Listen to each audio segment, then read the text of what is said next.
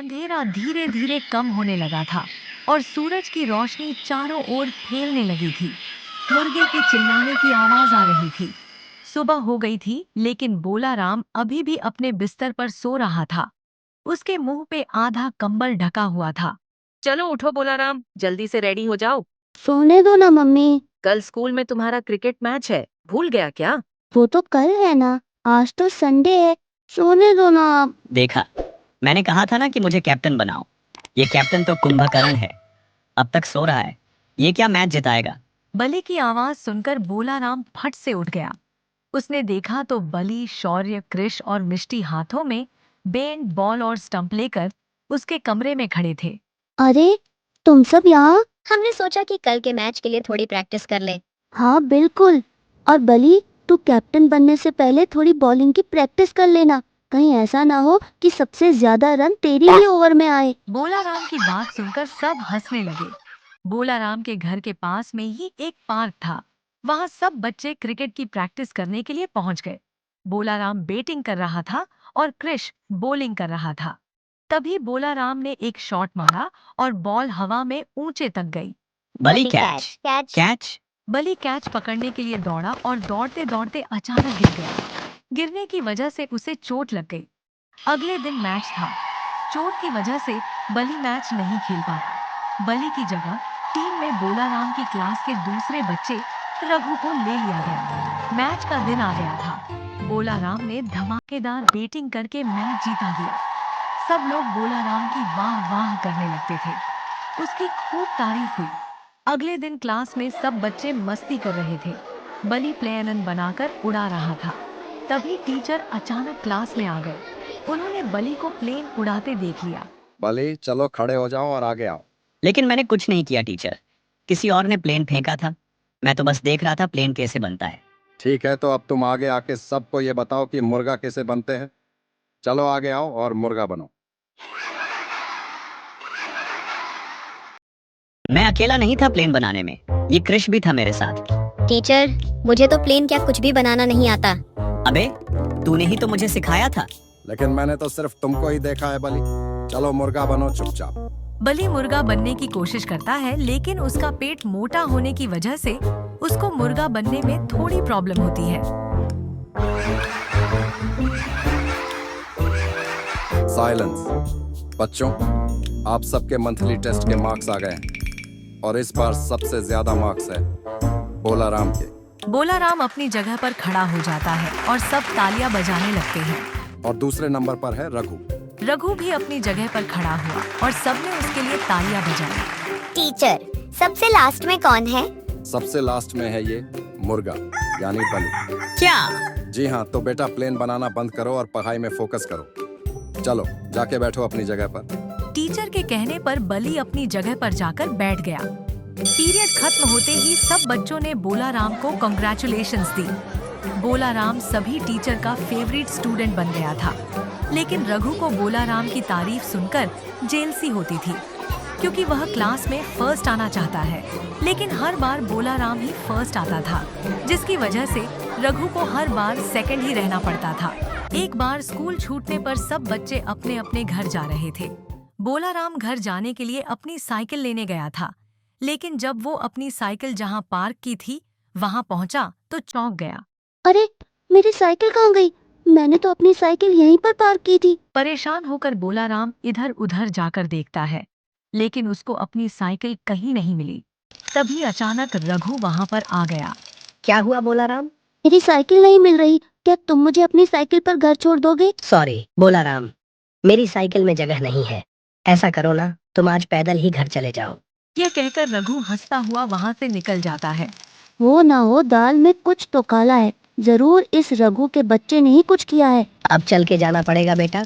दूसरे दिन क्लास में मिष्टी ने बोला राम को आके बताया कि उसकी साइकिल रघु ने छिपाई थी। आज वह बोला राम की साइकिल वापस रखते देखा गया था। लंच के बाद पीटी के पीरियड में सब बच्चे मैदान में खेल रहे थे। बारिश का मौसम चल रहा था, इसलिए मैदान में जगह जगह कीचड़ के गड्ढे भरे हुए थे। बोला राम, कृष, बली, शौर्य, मिष्टी सब फुटबॉल खेल रहे थे। रघु अपने दोस्तों के साथ पकड़म पकड़ी खेल रहा था। तभी कीचड़ को देखकर रघु के मन में विचार आया। कैसा लगेगा अगर बोलाराम को कीचड़ में नहलाया जाए तो? मन ही मन तय करने के बाद बोलाराम को कीचड़ में गिराने के लिए रघु दौड़ता हुआ बोलाराम की ओर आता है, लेकिन तभी बोलाराम उसे देख लेता है। लगता है ये वापस कुछ कांड करने की सोच रहा है। रघु जानबूझकर बोलाराम को धक्का मारने जा ही रहा था कि तभी गलती से बलि बीच में आ गया और बलि का धक्का लगने से रघु खुद कीचड़ के गड्ढे में गिर गया। अरे अरे, सॉरी सॉरी रघु, मेरी वजह से तुम गड्ढे में गिर गए। लाओ अपना हाथ दो। लेकिन रघु को उठाते समय गिल्ली मिट्टी की वजह से बलि का पांव फिसल जाता है और वह भी गड्ढे में रघु के ऊपर गिर पड़ता है। अरे बाप, मार डाला रे, कोई बचाओ प्लीज। सब हंसने लगते हैं। फिर बोलाराम और कृष्ण मिलकर बलि और रघु को खड़ा करते हैं। रघु गुस्से से बोलाराम की ओर देखकर वहां से चला जाता है। एक दिन क्लास में टीचर पढ़ा रहे थे। बच्चों, हमारा ये चैप्टर यही फिनिश होता है। अगले लेक्चर में हम दूसरा चैप्टर शुरू करेंगे, तो कल सब होमवर्क करके आना। तभी किसी के खर्राटों की आवाज आई। ये आवाज कहाँ से आ रही है? सबने आवाज की तरफ देखा तो बलि सो रहा था। कृष्ण उसको उठाने के लिए टटोलने लगता है। अरे बलि उठ जा, टीचर देख रहे हैं। अगर नहीं उठा तो फिर से मुर्गा बनना पड़ेगा। भले टीचर की आवाज सुनकर बलि जल्दी से उठ गया। तुम यहाँ सोने आते हो या पढ़ने? नहीं टीचर, वो तो मैं क्या मैं वो कर रहे हो? मैं तो भगवान से प्रार्थना कर रहा था, सोया नहीं था। बलि की बात सुनकर पूरा क्लास हंसने लगा। अच्छा बेटा, ज्यादा चालाक मत बनो और अब पूरा क्लास मेरी बात ध्यान से सुनेगा। कल हम सब एक दिन के लिए टूर पे जा रहे हैं। टूर पर जाने की बात सुनकर सब बच्चे खुश हो गए। टीचर, कल हम कहाँ घूमने जा रहे हैं? हम सब कल जंगल में जा रहे हैं ट्रैकिंग के लिए। ये बलि, तू वहाँ अपना ध्यान रखना, क्यों? मैं क्यों ध्यान रखूं? क्योंकि वहाँ तेरे जैसे और भी भालू होंगे। तू उनके साथ चला गया तो हम तुझको पहचानेंगे कैसे? पूरा क्लास हंसने लगा।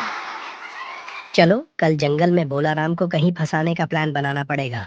सुनो दोस्तों, कल हम जब जंगल में जाएं तब सबको साथ ही रहना है, कोई अकेला घूमने नहीं जाएगा, ठीक है? ठीक है। अगले दिन सब तैयार होके इकट्ठे हो जाते हैं और वहां से सब बस में बैठकर जंगल में पहुंच जाते हैं। सब बच्चे एक साथ रहेंगे। अगर कोई कहीं खो जाए तो किसी सुरक्षित जगह पर इंतजार करना, लेकिन कहीं भागना मत। तो चलो बच्चों, ट्रैकिंग शुरू करते हैं। सब बच्चे खुश हो गए थे। जंगल की ग्रीनरी और क्लीन हवा से सब एक्साइट हो गए थे। जंगल में पेड़, पौधे, पंछी देखकर सबको खूब मजा आ रहा था। लेकिन तभी अचानक शौर्य दौड़ता हुआ टीचर के पास आया। दौड़ने की वजह से उसकी सांसें फूल रही थीं। टीचर, रघु कहीं खो गया है। कब से हमारे साथ था पर पता नहीं कहाँ चला गया। वो यहीं कहीं होगा। मैंने आसपास देखा लेकिन कहीं दिख नहीं रहा है। शांत शांत बेटा, आखिरी बार तुमने उसको कहाँ देखा था? आखिरी बार मैंने उसको उस तरफ झाड़ियों की साइड खरगोश के पीछे जाते हुए देखा था। अरे ये तो बड़ी दुविधा है, लेकिन कोई बात नहीं, मैं उसको ढूंढने जाता हूँ। तुम सब यहीं रुको। टीचर रघु को ढूंढने के लिए जंगल में गए। उनके जाने के बाद सब बच्चे आपस में बात कर रहे थे। क्या हम भी रघु को ढूंढने के लिए जाएं? अरे नहीं, तुमको पता है ना वो कैसे बोलाराम को परेशान करता रहता है। हम नहीं जाएंगे उसे ढूंढने के लिए। इस दौरान बोलाराम कुछ सोच रहा होता है। उसका मन कह रहा था कि उसे रघु को ढूंढने जाना चाहिए और दिमाग कह रहा था नहीं जाना चाहिए। बोलाराम के दिमाग की बत्ती जलती है। साथियों, हम सबको रघु को ढूंढने जाना चाहिए। वो हमारा दोस्त है, तो हम सब उसको ढूंढने जाएंगे, ठीक है? ठीक है। तय करने के बाद सभी अलग अलग दिशा में रघु को ढूंढने के लिए निकल पड़ते हैं। बोलाराम अकेला जाता है। रघु, कहाँ हो तुम? रघु। सब रघु का नाम लेकर चिल्लाते हुए उसको ढूंढ रहे थे। बोलाराम जब जंगल में अंदर जाता है तो उसे एक पेड़ के नीचे कोने में बैठा हुआ रघु दिखाई देता है। वह दौड़ता हुआ रघु के पास पहुंच जाता है। रघु, तू यहाँ क्या कर रहा है? रघु डर से कांप रहा था। तभी बोलाराम ने देखा कि रघु के सामने एक बड़ा सा सांप फन उठा के बैठा हुआ है। उसी सांप को देखकर रघु के तो पसीने छूट रहे थे।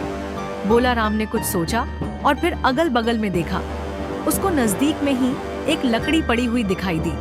उसने बिना डरे वो लकड़ी उठा ली और उसकी मदद से सांप को भगाने की कोशिश करने लगा। थोड़ी देर में सांप वहां से भाग गया। यार बोलाराम, थैंक यू। आज तुम नहीं होते तो मेरा क्या होता। वो सांप तो मुझे डसने ही वाला था। रघु, तुम मेरे क्लासमेट हो और फ्रेंड भी, इसमें थैंक यू मत बोलो। लेकिन बोलाराम, मुझे तो तुमसे जलन होती है और मैंने तुमको बहुत परेशान भी किया है, फिर तुमने मेरी हेल्प क्यों की? रघु की बात सुनकर बोलाराम हंसने लगता है। फिर उसने अपनी हंसी को कंट्रोल करते हुए कहा, दोस्त रघु, भगवत गीता मेरी फेवरेट है और उसमें 15वें चैप्टर के श्लोक नंबर 15वें में श्री कृष्ण ने कहा है कि सर्वस्य चाहम हृदि सन्निविष्टो मत्तस्य स्मृतिर्ज्ञानम पोहनम च वेदैश्च सर्वैरहमेव वेद्यो वेदांत कृद वेद विदेव चाहम। इसका मतलब क्या होता है? भगवान इस श्लोक में हमें क्या समझाते हैं? कृष्ण हमें ये कहते हैं कि मैं भी सभी जीवों के हृदय में रहता हूँ। यानी रघु, कृष्ण सब इंसान, बर्ड और एनिमल के हृदय में रहते हैं। तो क्या मुझ में भी भगवान है? क्योंकि मैं तो हमेशा तुम्हारा बुरा करता रहता हूँ। हाँ, तुम्हारे अंदर भी श्री कृष्ण रहते हैं और मेरे अंदर भी। हाँ, तुम अपनी जेलसी के कारण मुझे परेशान कर रहे थे, लेकिन तुम्हारे अंदर भी भगवान तो है ही, तो मैं तुम्हारी हेल्प क्यों ना करूं? एक ना एक दिन तुम भी जरूर अच्छे बच्चे बन जाओगे। बोलाराम की बात सुनकर रघु को अपनी गलती समझ में आ गई। तुम्हारी बात सच है बोलाराम, हम सबके अंदर भगवान है। आज से मैं अच्छा बच्चा बन के रहूंगा और किसी को तंग नहीं करूंगा। प्रॉमिस? पक्का वाला प्रॉमिस। इतने में सब वहां आ जाते हैं और रघु सबको बोलाराम की बहादुरी के बारे में बताता है। बोलाराम की बहादुरी के बारे में सुनकर सब तालियां बजाते हैं।